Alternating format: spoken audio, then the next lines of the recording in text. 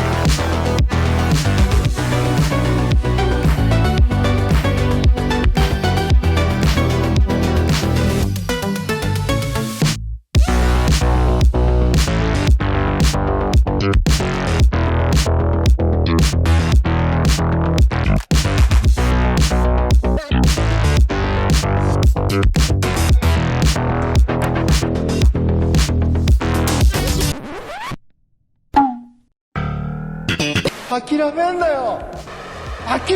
お前周りのこと思えよ応援してる人たちのこと思ってみろってあともうちょっとのところなんだから絶対やってみろ必ず目標達成できるだからこそネバギブアップ Damn, that was good.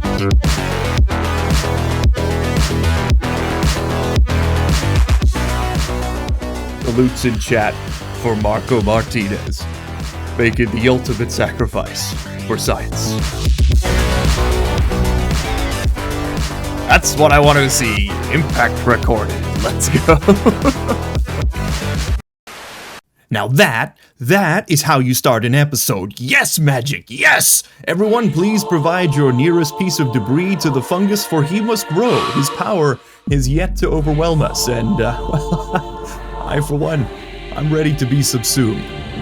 Anyway, in addition to all the regular science and insane kickflips, we also collected a ton of valuable seismic data, leaving us with an unfathomable 12,000 science to burn. By the way, if you'd like to check out these spacecraft for yourself, head over to our community file sharing site where you can download the craft files for your own enjoyment. This is provided to us, completely of his own volition, by the incredible Mel Robin, who also hosts and maintains all of our community servers. We'll put the link to the site in the pinned comment, in the description of this video, and in the hashtag community service channel on our court-mandated Discord server. Do not ask me in the comments where to find this. If one more person asks me where to get the mod list, I am going to delete this channel. It's an idle threat, but I want you to know that my blood pressure is significantly higher and my smartwatch is telling me to calm down. Just read! Just read! Anyway, thanks Mel. You're a legend, mate. We quite literally couldn't do half the community stuff without you, so everybody, round of applause in the comments for Mel Robin. He's keeping this whole operation taped together. Before we burn that science though, we need someone to actually fly all these fancy new rockets that we plan to launch. And the whole catch and release system we've been working with up until now, it ain't quite cutting it. That's in reference to the rescues magic, by the way, like we catch the Kerbals and we release them into the astronaut playground to frolic and reproduce and maybe even play a little pool. I don't know, whichever comes first. More astronauts would be more good. And to be completely honest, the only thing stopping us from just hiring some more astronauts right now is, well, money, and we have that, so, yeah. That's looking a little better, don't you think? Oh, and that's what I want to see. We got a pool table now. We got the little gym, which is just treadmills. It's just treadmills. Three female pilots. All right. Olive Phillips, Anastasia Aminava, and Marina Genkina. That sounds like Italian brain rot. Welcome to the team. Olive being deeply, deeply brave, and Marina being, I was going to say deeply stupid, but they're actually all pretty brave. Not much in the way of stupidity. Oh my god, Acheron is an absolute beast. He's Bruce Willis in Armageddon. Look, it's incredible. We got to get some of these guys up into space, man. We need more experience. We need colonies. We need a lot of things. But first, we need to rename Olive, Anastasia, and Marina here. Okay, first up on the spinner, Jim Kerbal. Congratulations on the gender change, Jim. Maybe Jim stands for Jimantha. Okay, we don't know. FMS? FMS1. Great name for a person. Diamond LP. I think it works better on vinyl, but I respect the ambition. Diamond Kerbal does have a certain je ne sais quoi to it, though, doesn't it? Now, I don't know about you guys, but I like my tech trees full and my research developed. So let's get to it. Okay, so what are we working towards right now? Because I don't want to just spend all this science and then have like a million things I never look at because I'm overwhelmed by the volume. The KS-500O constructor. There we go. We want to be able to build ships in orbit. Oh, this is for the Endurance mothership. Oh, that's something we're going to want eventually. So we're definitely going to want one of those. I would like to get larger command pods, I think. So let's grab that. I would also definitely like better science. If someone could be so kind as to explain to me what these beam producers are. Universal beam producer, what is all of this? Someone tell me. The planetary laboratory would be a very nice to have, so let's grab that. Yes, definitely getting some better probes would be good. I basically want everything to do with the K&K planetary landing. Okay, better solar panels is a must-get. The Megalodor. Do love a Megalodor. I think in the same vein, let's get some pretty decent-sized heat exchangers.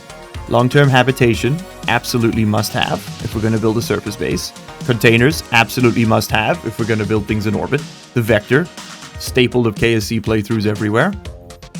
I will also get better sustainer engines. And I think let's pick up the better version of the Nerva, which is the Lanter here. For the simple reason that we do also need to get out to Joule at some point. So let's get bigger fuel tanks. This one's really interesting. It's called 80,000 liquid fuel.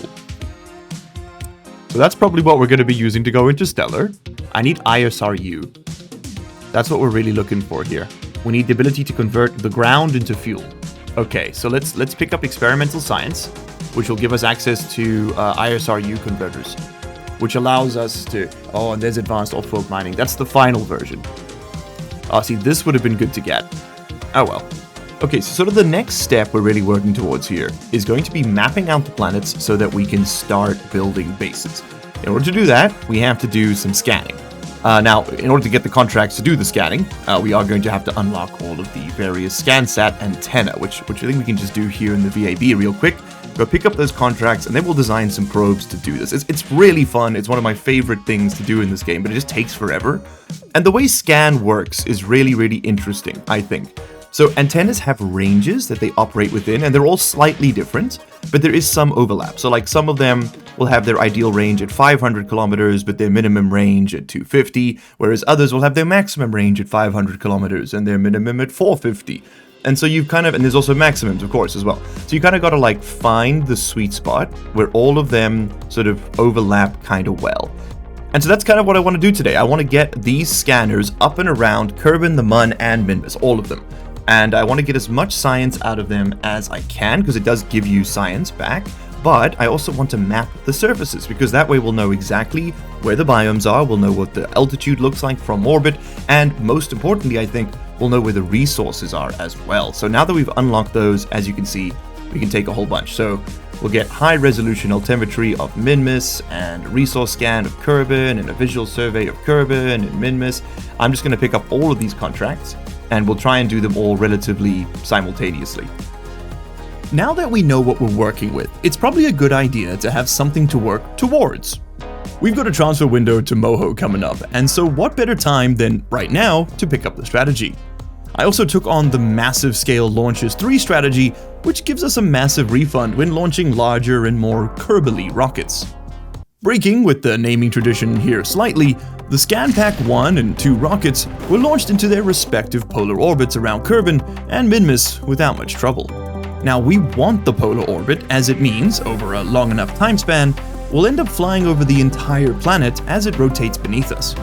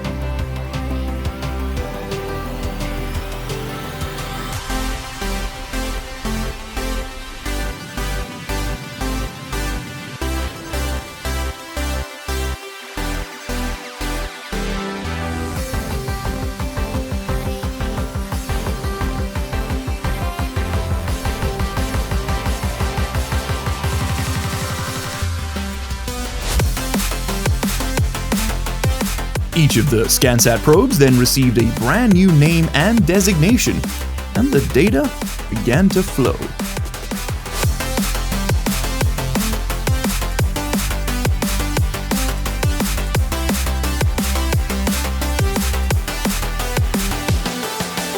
This was also a great opportunity to test out our fancy new FMRS mod, which allowed us to create reusable rockets far more easily.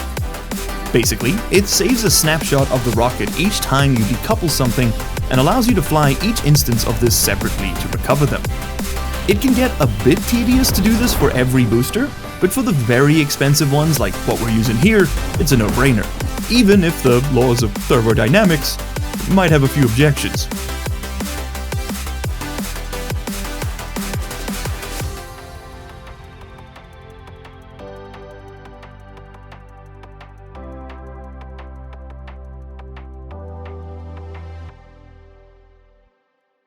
Well, that's a little embarrassing. After all of that, we're still 10 science shy of being able to unlock the K&K ISRU refinery that I really wanted to build our Minmus surface base, so that's gonna have to wait a little longer yet again. Thankfully, we now know where to find some science. Moho. And with our launch window coming up in just 9 days, we better get a move on.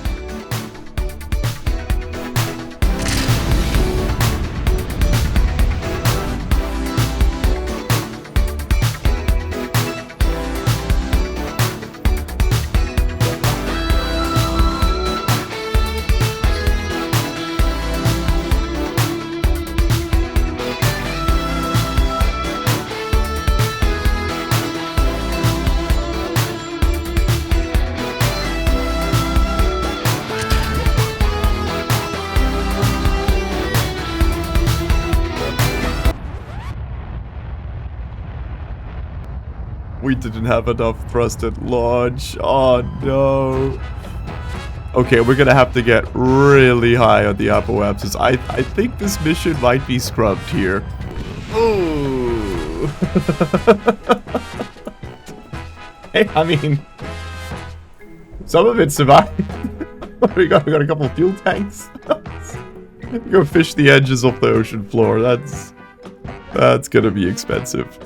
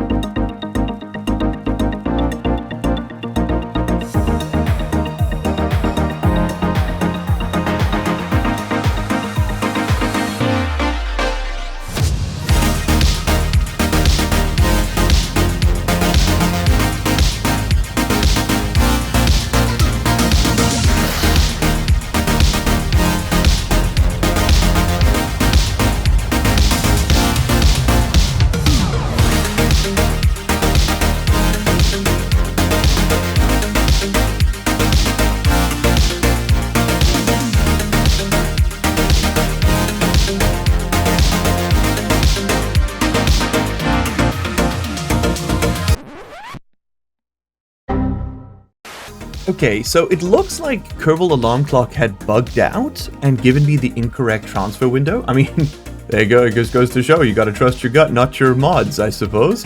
That's a bit of an unfortunate one. So what basically happened is it said that we had a launch window in 8 days, but we didn't. It's in 120 days. Because I was like, if we do this exact orbit right now, it doesn't work. Like, we'll arrive when Moho's on the other side of the sun. So no, we have to wait another 120 days. Now, thankfully, this is an unmanned mission, so this can actually genuinely just chill up here for 120 days, and we'll launch it when the time comes. So I guess we've got this one in the chamber, which does actually sort of beg the question, we might as well just launch a whole bunch of these and have them sort of sitting around Kerbal. But if we're going to do that, we might as well build them in orbit. And if we're going to do that, we might as well get started on this station. So I think that's what we're going to do next. But that is going to have to wait until next time. Now, I know this episode was a little different than usual, but Magic had quite literally over 50 files to dig through already, and those scan set missions take forever to do. So we're gonna call it here and say thank you all so much for watching, and for please just understanding that it's a little shorter because I'd like to preserve the existence of my kneecaps. He's coming for me, he has a gun, I am not safe, someone help. And of course, let us know down in the comments which part of this series has been your favorite so far. Okay, I told him, Magic, I told him to participate, please. I just want to see my family play. And as always, I'll see you in the next one. Cheers. You made it to the end of the video. Congratulations and thank you. That puts you in the top 3% of viewers. Here's another video that YouTube thinks you're going to like, and here is a list of all the patron and channel member names. If you don't see yours on there, you can find a link down in the description where you can sign up and support this content directly. If your name is on there, well, you probably already know that, huh? So, what are you still doing here?